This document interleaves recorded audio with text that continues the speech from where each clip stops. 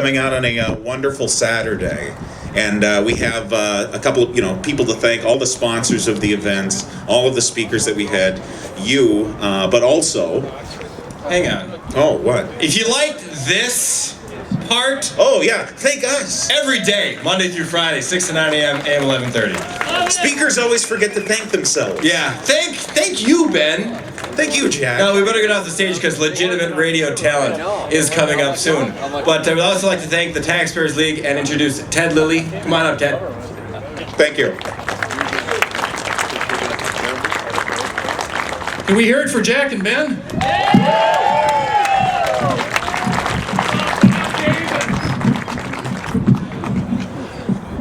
Are you taxed enough? Are you paying enough taxes? We can't have this anymore. That's why we're here today. I am so proud to be introducing Jason Lewis, America's Mr. Right. He is the man who needs no introduction. Jason Lewis, as we know, is the author of Power Divided, Power Checked.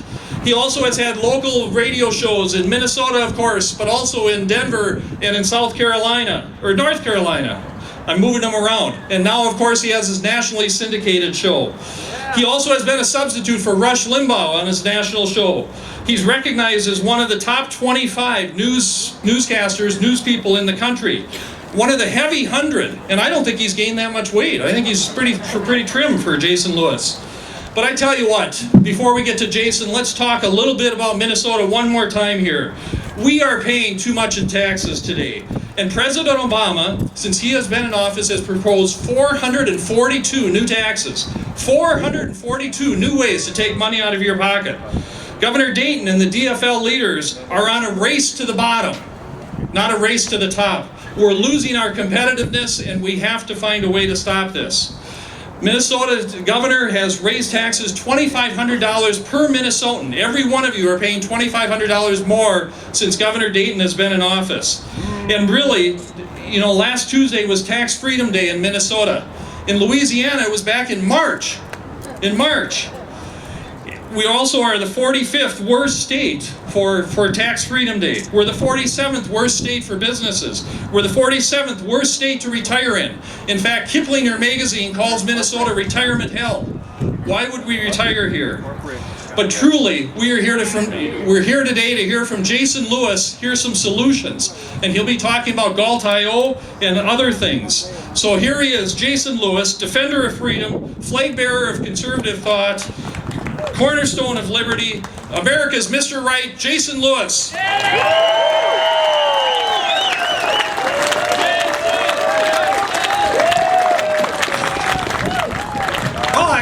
I gotta say, I enjoyed that speech from the Minnesota Chamber of Commerce there, Ted. I hope they didn't hear it. Hi, everybody, how are you? I was just talking about the fishing opener with Al Gore on the way in, and he assured me that the ice on the lakes would be cleared by Labor Day. As Kim Kardashian said to her husband the other day, I won't keep you long today.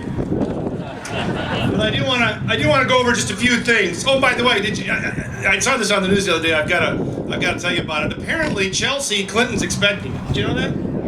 I wasn't aware of that.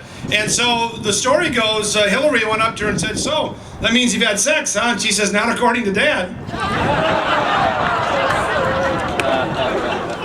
Strange, very, very strange thing. It is great to be back here. It's wonderful to be at our tax cut rally. I'm so grateful for all of you that have come out, and it's always good to be back. I know I got a call from Dan at Minnesota Majority and a few other people, and they asked me if I believed in free speech, and I said sure, and they said, "How about giving one?" And so I'm here today to try to lift your spirits a little bit, because I don't have to tell all of you that we're in an era of lawlessness right now. And that's scary. It's scary for you, it's scary for this generation, it's scary for your kids and their kids. We're in an era of lawlessness, probably best represented by this tattered American flag. Oh, they got it fixed. How about that? Did you all notice that when you came here today? How ironic that the American flag over this monument to tyranny was in tatters. But that's symbolic. It's symbolic of this era of lawlessness from Washington to St. Paul, where we have a unilateral executive that thinks he can write legislation from the Oval Office, that thinks he can rewrite immigration law, rewrite healthcare law without bothering to go to the people's representatives. We have a sitting governor that thinks he can cram unionization down the throats of daycare providers with executive orders.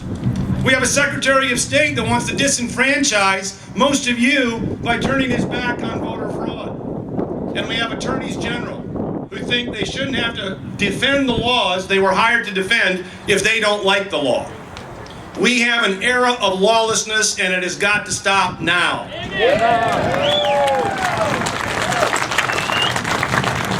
We even have legislators in the building behind us that want to undo the wisdom of the Founding Fathers by taking away the sole protection for minority rights and small states and the individual called the Electoral College and replacing it with a rigged national popular vote that will shift the presidential election to LA and New York and Chicago.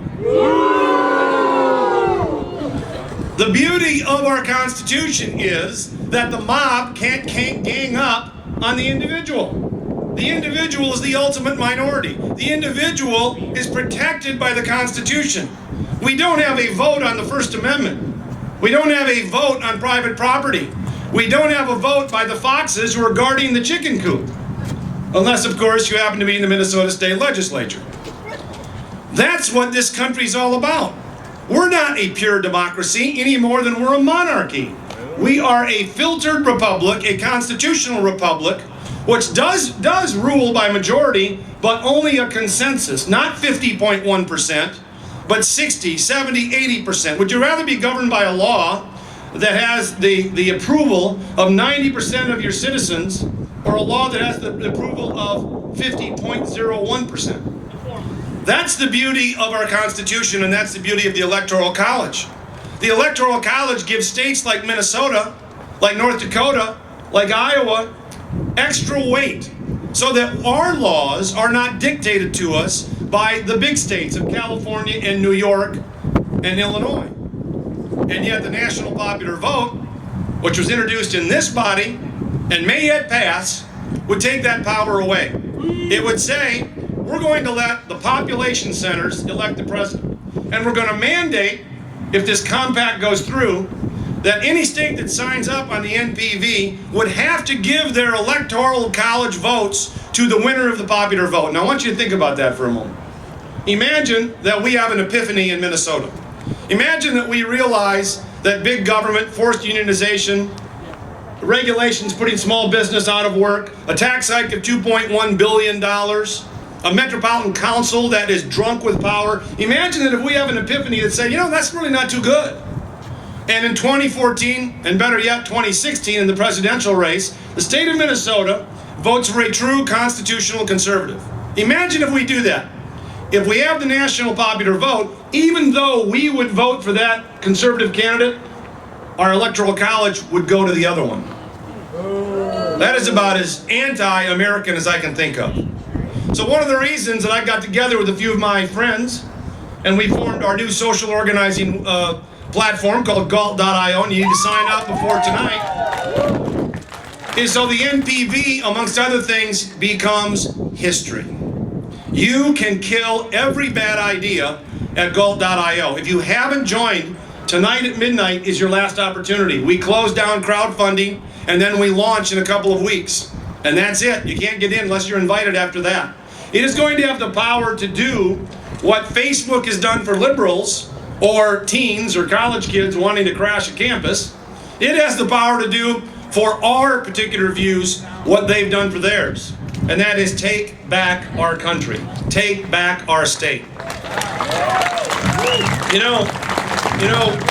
Toyota, as a couple of speakers have mentioned, Toyota got up and they finally said they had enough. They had enough with a top income tax rate of 13% in California. They had enough of carbon credit taxation. They had enough of discrimination lawsuits and everything else under the sun harassing business today, and they left. Toyota took 3,000 jobs out of central LA, they got up and left. You notice they didn't come here. We're a cold California. That's what Minnesota is. And we have lost $5 billion in wealth since the mid-1990s.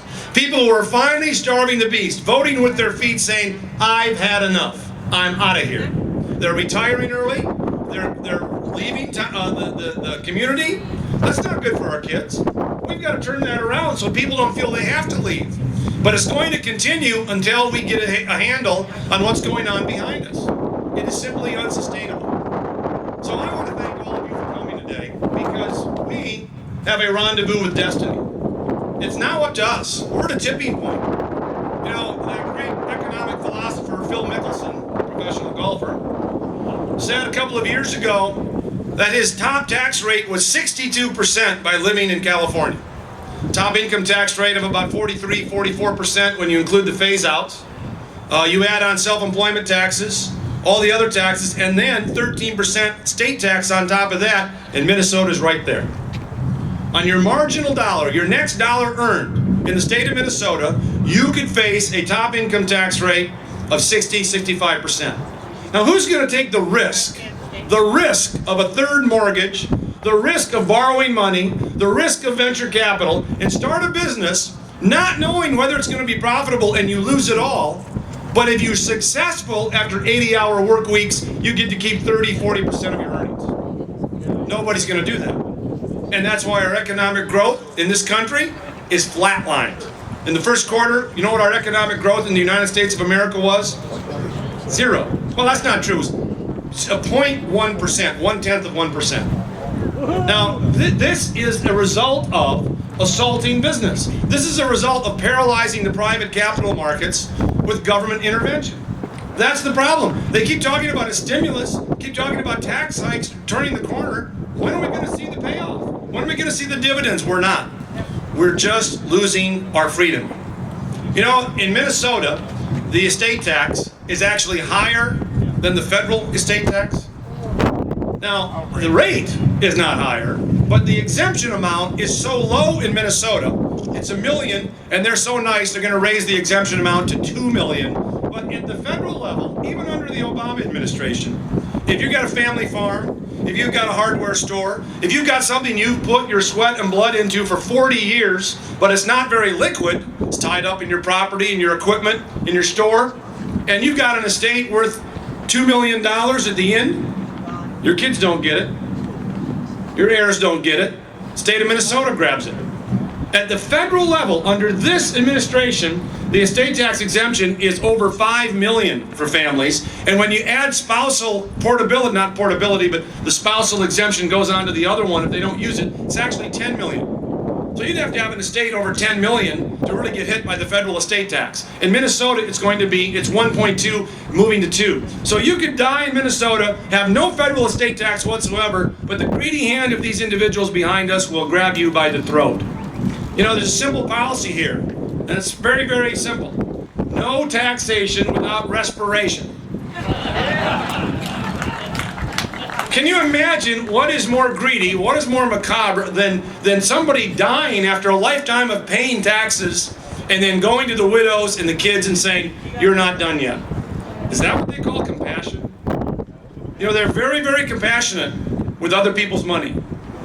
And that's the crisis we face. We are in a modern welfare state, and until we change that, until we have people willing to speak up, until we actually throw the long ball and say enough is enough, it's not going to change. It's not going to change. We're just going to sit here in these halls of darkness and move through life basically capitulated. Well, let's not capitulate. You know, it gets awfully tough. It gets awfully tough when the left organizes on our dollar, the left with their public unions, the left with the academy, the left with the churches, big business, which has no spine, quite frankly, in this state, I hate to say. It's sad when they all go portside, and we've got nothing left. They can organize on our dollar. You know, the biggest lobbyists at the state capitol are the teachers' unions. They get time off while you're paying them to go lobby for more of your money. That's a hell of a deal. We don't have to do that. We're at a handicap. We have jobs. And so we've got to figure out a way to turn the tide. And that's why my founders, co-founders, and I have spent a whole lot of time the last year putting Galt.io together. This is going to be a platform where you're not going to rely on somebody else. You're not going to rely on another group. You're going to start your own network. You're going to go into Galt.io and you're going to create your network within a network by saying, you know what? Enough of this city council tax where I live. I'm going to say stop the tax in Maple Grove. And you're going to get 100 people to buy into your cause. And you know what's going to happen in the next city council meeting? You're all going to show up. The left has perfected the art of percolating up. You can't go to any city council meeting, any county commission meeting, any school board meeting, and the Sierra Club isn't there, the teachers unions aren't there, they're all there. But we're not. It isn't working what we're doing. What we've got to do is to figure out a way to organize locally and take the farm team and get control of our local government, and you know what, before long, we'll have control of this government. That's why we're doing this. And that's why you need to get in there before tonight at midnight when we close down your opportunity to do it. So please, I hope you get a flyer for Galt.io. I hope you join. It is very, very important to me. Any cause that bothers you can be your cause, can be your group. You can be the next Tea Party, the next Freedom Works, by forming your own group. Eliminate the Minnesota state tax. Eliminate regional planning. I want studded tires in the winter. It doesn't matter what you want. You can form your own group, your own network. That's the sort of power you need. So that you've got a bunch of little networks, a bunch of little freedom fighters throughout this state, throughout this country, taking back their local government. Wouldn't it be great to go to the city council meeting and there's the green lobby advocating for more green regulations, more renewable portfolio standards, which by the way are driving up your utility bills right here in Minnesota. By 2025, you believe Xcel Energy is going to get 30% of their power from windmills? No. From solar panels? No. Well, I don't think they're going to get too much power from solar panels given the last week of weather. I'm going to go out on a limb there. But they're going to have to meet that, which means your utility bills are going to skyrocket. We've got so many challenges. We've got so much to do. We're at such a tipping point for your kids and this country, it can be daunting. Let me close with a little bit of Tennyson. You know, in the great poem Ulysses, the great poet said, though much is taken, much still abides. And though we are not now that strength, which in old days could move earth and heaven, that which we are, one equal temper of heroic hearts, made weak by time and fate, but strong in will, to seek, to strive, to find, and never to yield. Ladies and gentlemen, let us never yield. Thank you very much.